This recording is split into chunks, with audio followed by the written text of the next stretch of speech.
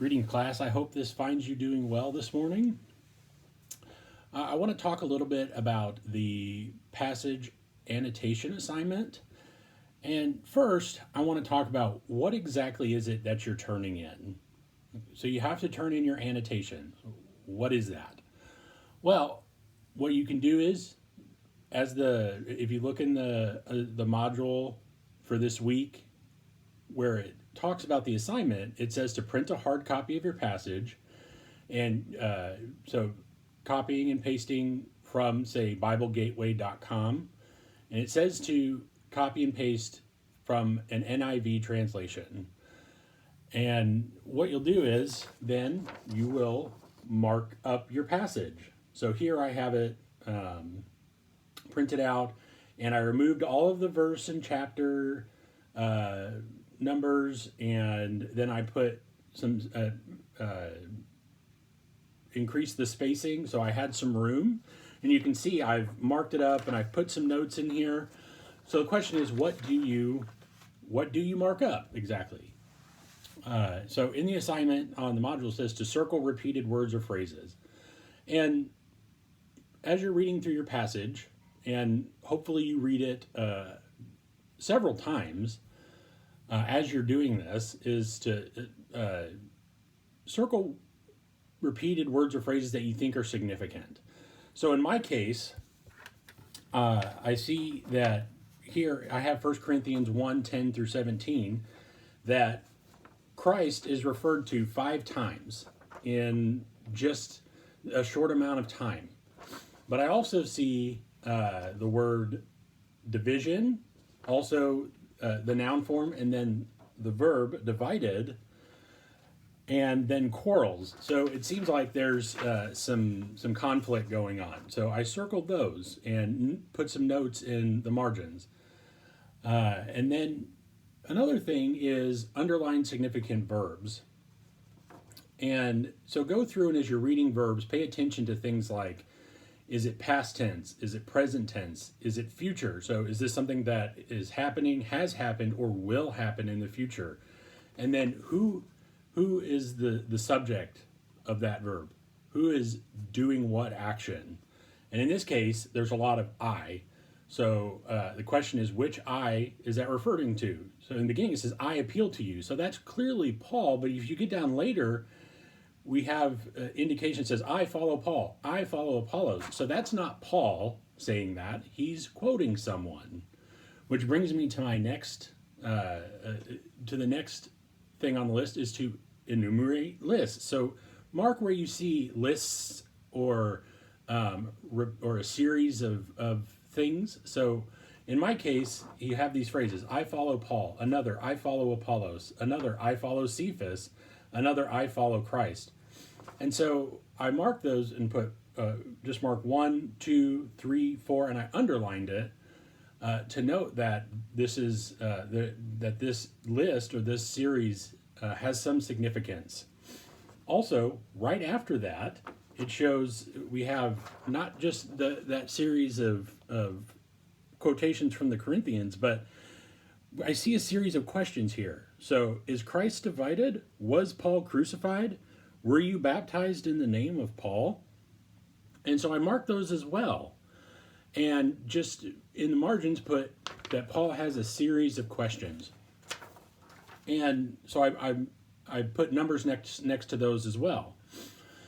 And so these are things that may jump out right away to you, especially if you have something like, say, Galatians 5, and you get into verses 22 and 23, you have the fruit of the Spirit. And it gives you a list of things. So those of you who have Galatians and have that passage, that would be the kind of list that we're referring to here. And then we have identify contrasts and also comparisons. And so in my case, we have this, we get towards the end of the passage, and it says, for Christ did not send me to baptize, but to preach the gospel. And so it's contrasting what Paul thinks of his mission. What is his mission? It's not to baptize. And that doesn't mean he doesn't baptize, because earlier we see that he does that. but but his mission is to share the gospel. And so we see that contrast there, and we mark it and note. So why? And we can ask later, what is the significance of that?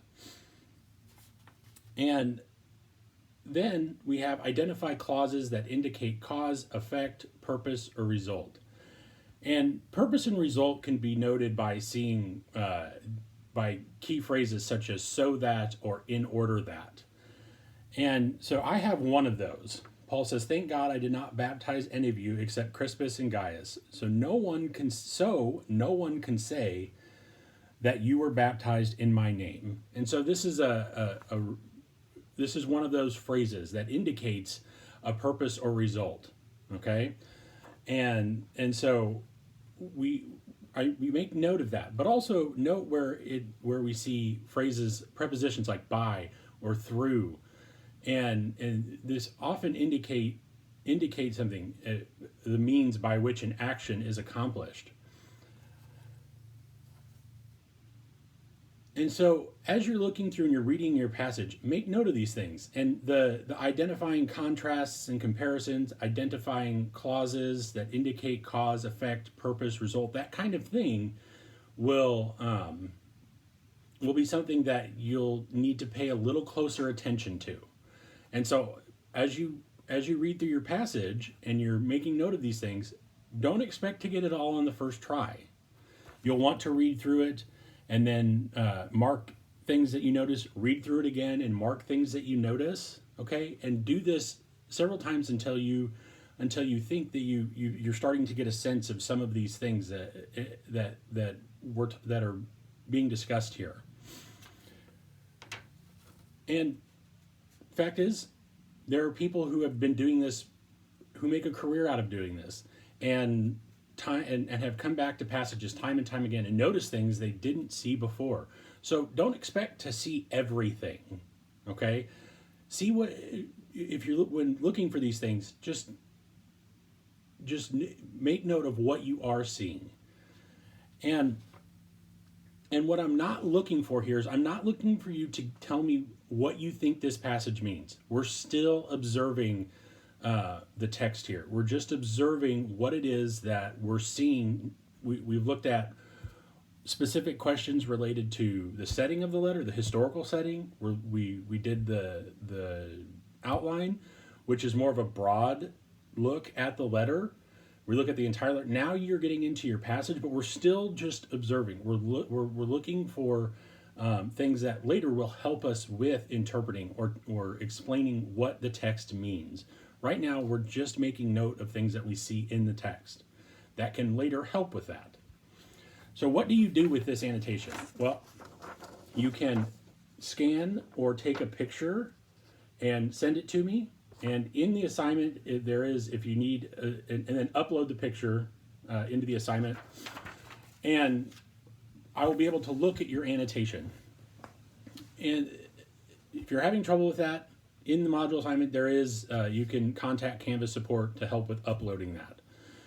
If you would rather do it electronically, you can use your computer and do tracking notes or comments or highlighting, and there's ways to mark up things like PDFs and things like that. Just make sure that whatever you do, you are doing the annotation assignment and turning that document in as well.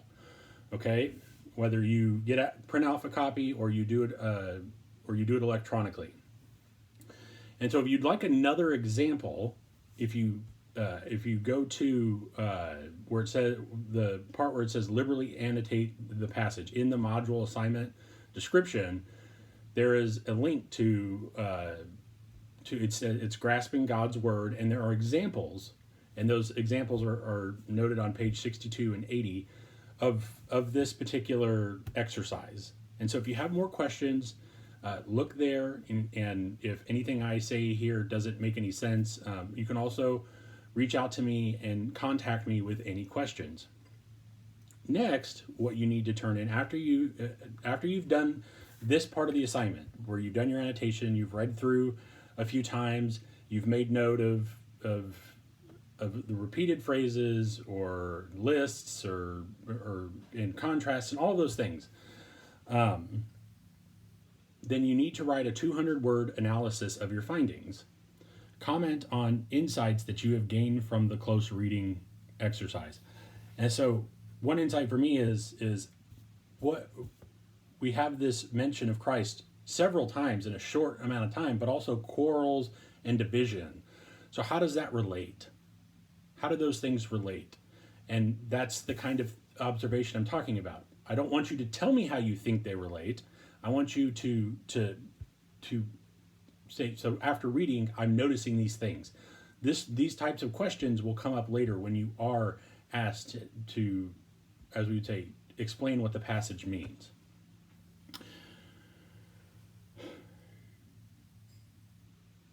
So as you're doing that, use what you've done in your annotation to do your analysis. And so that's supposed to be 200 words. So you need to turn in that as well. And so you will turn in the annotation document, okay? And you'll hand in then another document with your 200-word analysis. And so as a part of that analysis, you also you'll conclude your analysis with a discussion of the overall emotional tone of your passage. And so if you look at the bottom of the module assignment description, there's what they call the emotion wheel. Okay, so you'll need to look through and see where you think Paul's tone is in that in your passage. So in my case, looking at 1 Corinthians 1, it's somewhere in the broad categories are anger and disgust, but it when you get a little bit more further out on the wheel, it's more kind of in that Paul's critical and disappointed. Okay, so he's being critical of their divisions, and he's disappointed that this is something that they're engaging in. And so as you're reading, pay attention to that. What are you hearing? And what are you noticing about the way Paul is speaking or writing? And what that have you noted gives you a sense of what you think Paul's overall emotions or emotional tone was as he was writing. And mark what you think in the passage makes sense of that. So what words or phrases lead you to think that Paul is, in this case, being, in my case, critical and disappointed. If you say that he is happy, what indicates that he's happy? If he's upset, what indicates that he's upset? And so when you're doing that, and as you're doing analysis, make sure to mark where, so cite your evidence, as I've said throughout in grading your assignments. Where in the passage do you think that demonstrates that he is upset or happy or neutral, whatever that is, whatever it is that you sense from reading the passage, and whatever you note from the emotion wheel, make sure to note where that is. Just like as you're talking about your analysis, to cite from your passage what it is that why you think, what insights you have, where are they coming from within the passage. Assume that I know nothing, okay? Assume that I have never read it before, and that you're helping me make sense of it, okay?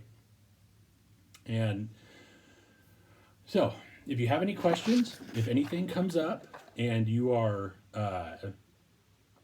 or you're struggling and you're trying to make sense of the assignment, reach out. It's due Monday at 11:59 p.m.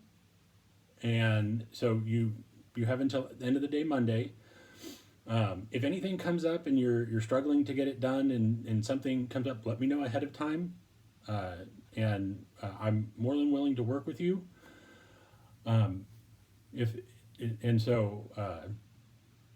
Happy annotating. And if you have any questions about the uploading part, Contact Canvas if they can't help you. I will do my best to help you, but I'm not a tech overall good with technology myself, but we'll get it done. And so happy annotating, and I look forward to reading your papers.